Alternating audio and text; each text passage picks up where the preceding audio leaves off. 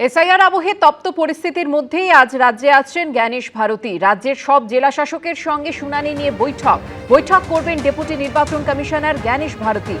শুনানির সঙ্গে এবার বহুতলে ভোট কেন্দ্র করার দিকেও নজর দেওয়া হবে।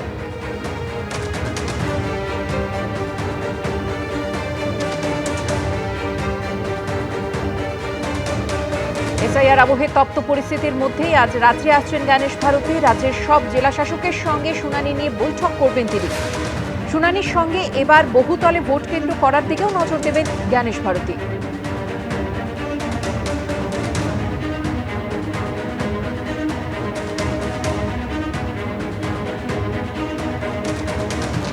এসআইআর এর শুনানি শুরু হয়ে গেছে। এই অবস্থায় চরম আশঙ্কায় পড়েছেন মতুয়া সম্প্রদায়ের একাংশ।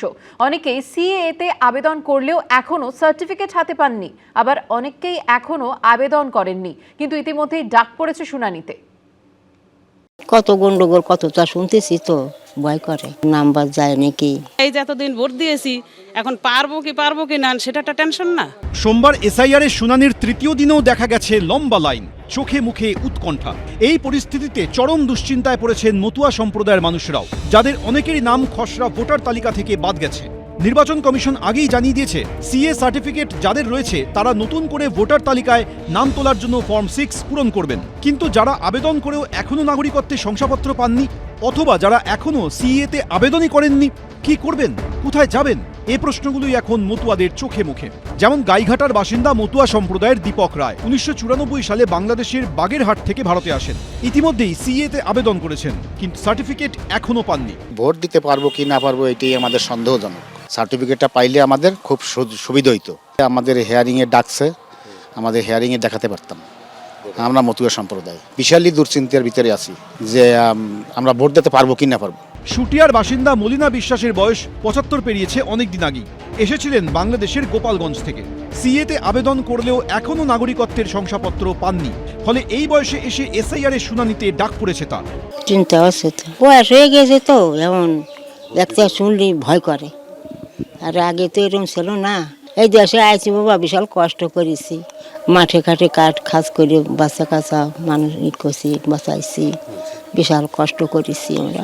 সবজি বিক্রি করে সংসার চলে গাইঘাটার বলদেঘাটার বাসিন্দা মতুয়া সম্প্রদায়ের বাবুল পোদ্দারের। তিনিও সিএতে আবেদন করেছেন, তবে সার্টিফিকেট এখনো হাতে পাননি। চিন্তায় তো আছি যে ওপার থেকে তার আগে আসছি, এখানে যে ভোটটা কাটা যাবে তাই ভাবছি, এই আতঙ্কে আছি। কাটটা পেলে সুবিধা হতো আর কি। কেউ সিএতে আবেদন করছেন, তো কেউ করেননি। এসআইআর শুনানির আবহে টেনশনে সবাই।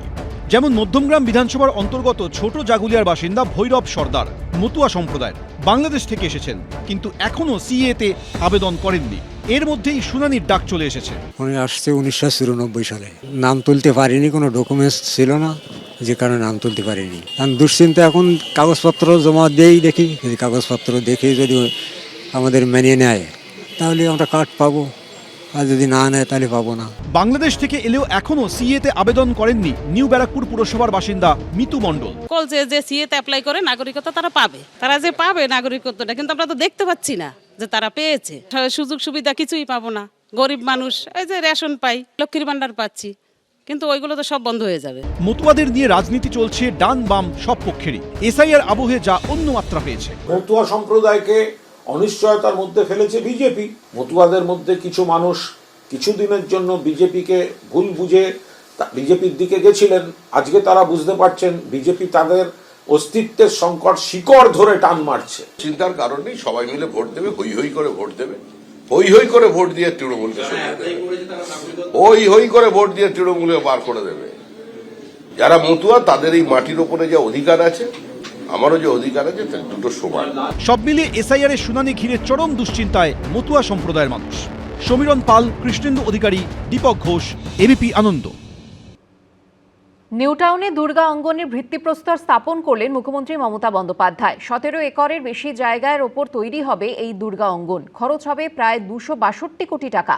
বানানোর দায়িত্বে রয়েছে হিটকো। এদিকে জানুয়ারি মাসের দ্বিতীয় সপ্তাহেই মহাকাল মন্দিরের শিলান্যাস হবে বলে জানিয়েছেন মুখ্যমন্ত্রী। এই দুর্গা অঙ্গন বিশ্বের বৃহত্তম দুর্গা অঙ্গন হিসেবে প্রতিষ্ঠিত হবে। দিনে 1 লক্ষ দর্শনার্থী আসতে পারবেন এখানে। দীঘার জগন্নাথ মন্দিরের পর দুর্গা অঙ্গন, নিউটাউন অ্যাকশন এরিয়া 1-এ সুবিশাল জমিতে তৈরি হচ্ছে দুর্গা মন্দির। সোমবার সেই দুর্গা অঙ্গনের ভিত্তিপ্রস্তর স্থাপন করলেন মুখ্যমন্ত্রী মমতা বন্দ্যোপাধ্যায়। বাংলার পালঙ্কে আরেকটি মুকুট বলতে পারেন। দুর্গাপুজো তো ঘরে ঘরে হয়, পাড়ায় পাড়ায় হয়, ক্লাবে ক্লাবে হয়। তা সত্ত্বেও আর একটা দুর্গাঙ্গন করার প্রয়োজন কোথায়?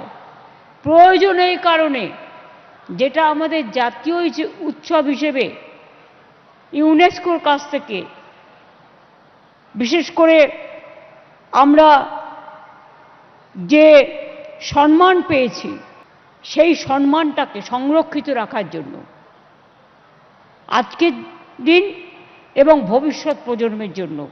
মুখ্যমন্ত্রী জানিয়েছেন 17 একরের বেশি জায়গার উপর তৈরি হবে দুর্গা অঙ্গন। খরচ হবে প্রায় 262 কোটি টাকা। বানানোর দায়িত্বে রয়েছে হিডকো। পুরো বিষয়টি পরিচালনার জন্য মুখ্য সচিবের নেতৃত্বে তৈরি করা হয়েছে 16 সদস্যের ট্রাস্টি বোর্ড।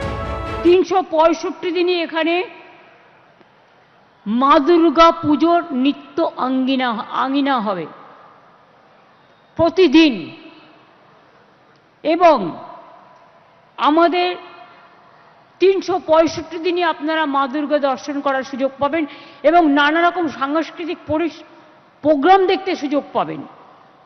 সংস্কৃতি জগতের অনেক কর্মসংস্থান হবে, অনেক দোকানঘাট তৈরি হবে। মানুষ একটা তীর্থক্ষেত্রে গেলে অনেক কিছু কিনতে চায় লোকাল, সে সুযোগগুলো হবে, অনেক এমপ্লয়মেন্ট জেনারেশন হবে। দুর্গা অঙ্গনের ভিতরেই থাকবে সাংস্কৃতিক মিউজিয়াম, কালচারাল সেন্টার। দুর্গাপুজোর 4টে দিনের ফ্লেভার তা পুরোপুরি পাওয়া যাবে এখানে গেলেই। এত বড় করে এটা করা হয়েছে যে মন্দিরের মাঝখানে উঠোনেই প্রায় 1000 লোক একসাথে বসে থাকতে পারবে। এখানে খোলা চত্বর রাখা হয়েছে, চারিদিকে সবুজ দিয়ে ঘেরা। এটি একটি গোল্ড সার্টিফাইড গ্রিন বিল্ডিং হিসেবে তৈরি হচ্ছে। মাত্র 20% জায়গায় শীততাপ নিয়ন্ত্রণের প্রয়োজন হয়, বাদবাকিটা প্রকৃতির খোলা হাওয়ায়। অঙ্গনে তৈরি করা হবে 1008টি স্তম্ভ। নকশা করা খিলান দিয়ে সাজানো হবে পথ। মূল গর্ভগৃহের উচ্চতা হবে 54 মিটার। থাকবে 108টি দেবদেবীর মূর্তি, 64টি সিংহ মূর্তি বসানো হবে। থাকবে সিংহদুয়ার, প্রদক্ষিণ পথ, পবিত্র কুণ্ড। শুধু দুর্গাই নয়, শিব, গণেশ, কার্তিক, লক্ষ্মী, সরস্বতীর আলাদা মন্দির থাকবে সেখানে। থাকবে প্রসাদ তৈরির ঘর। দীঘার জগন্নাথ মন্দির অথবা উত্তরবঙ্গের মহাকাল মন্দিরে মূলগত একটি ফারাক থাকছে। এখানে যে মন্দির তৈরি হবে, মন্দির তো সেখানে থাকবেই, তার সঙ্গে থাকবে সাংস্কৃতিক কেন্দ্র এবং মিউজিয়ামও। দুর্গাপুজোর ইতিহাস থেকে শুরু করে তার সংস্কৃতি সবটাই ধরা পড়বে এই একটি জায়গায়। সব মিলিয়ে দুর্গাপুজোর কয়েকদিন কলকাতা তথা গোটা রাজ্যের যে চেহারা তৈরি হয় তারই একটা ঝলক মিলবে নিউটাউনের এই দুর্গা অঙ্গনে। এই দুর্গা অঙ্গন একটা বিশেষভাবে একটা বৈশিষ্ট্যপূর্ণ এরিয়া হতে চলেছে কলকাতার ক্ষেত্রে, পশ্চিমবঙ্গের ক্ষেত্রে এবং তথাপি ভারতবর্ষের ক্ষেত্রেও। তার কারণ হচ্ছে গিয়ে দুর্গা পুজো আমাদের 2021-এ ইউনেস্কোর ইনট্যাঞ্জেবল কালচারাল হেরিটেজ ডিক্লেয়ার করবার পর আজকে সারা পৃথিবীর চোখ কলকাতা দুর্গাপুজোর ওপর। তার কারণ হচ্ছে গিয়ে Kolkata Durga Puja the world biggest public art festival এবং সারা পশ্চিমবঙ্গের মধ্যে দ্য বিগেস্ট ক্রিয়েটিভ ইকোনমি, যাকে কেন্দ্র করে এত হাজার হাজার কোটি টাকার এই ব্যবসাটা রচিত হয়। সোমবার নিউটাউনের মঞ্চ থেকেই মুখ্যমন্ত্রী জানান, আগামী 5ই জানুয়ারি গঙ্গাসাগর যাওয়ার সেতুর শিলান্যাস করবেন তিনি। আমি 12 বছর ধরে চেষ্টা করলাম, যদি কেন্দ্রীয় সরকার একটা গঙ্গাসাগরের ব্রিজ করে দিতেন। 1700 কোটি টাকা আমরা দিয়েছি। গঙ্গাসাগরে সেতু হচ্ছে, কংক্রিটের সেতু, এবং আগামী 2 বছরের মধ্যে কাউকে জল পেরিয়ে আর যেতে হবে না। এর আগে শিলিগুড়িতে মহাকাল মন্দির তৈরির ঘোষণা করেছেন মমতা বন্দ্যোপাধ্যায়। জানুয়ারি মাসের দ্বিতীয় সপ্তাহেই মহাকাল মন্দিরের শিলান্যাস হবে। অরিত্রী ভট্টাচার্য, আসাবুল হোসেন, এবিপি আনন্দ, কলকাতা। এবিপি আনন্দ, এগিয়ে থাকে, এগিয়ে রাখে।